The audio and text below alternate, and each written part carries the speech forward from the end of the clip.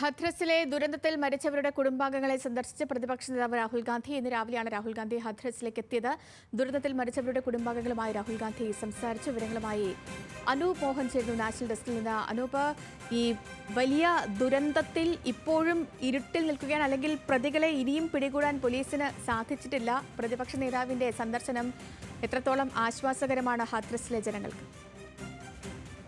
സേതു ഹത്രാസിലെ അലിഗഡിലെ പിലാഗ്ന ഗ്രാമത്തിലാണ് രാഹുൽ എത്തിയത്. രാവിലെ 7 മണിയോടെ രാഹുൽ എത്തി.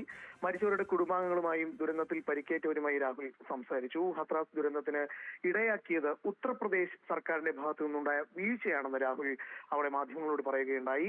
മരിച്ചത് പാവങ്ങളാണ്, കൃത്യമായ അന്വേഷണം വേണമെന്നും രാഹുൽ അവിടെ പറഞ്ഞു. മരിച്ചവരുടെ ആശ്രിതർക്കും പരിക്കേറ്റവർക്കും ധനസഹായം വർദ്ധിപ്പിക്കണം. പ്രദേശത്ത് കനത്ത സുരക്ഷയായിരുന്നു, വലിയ ജനക്കൂട്ടം ഉണ്ടായിരുന്നു രാഹുലിനോടൊപ്പം.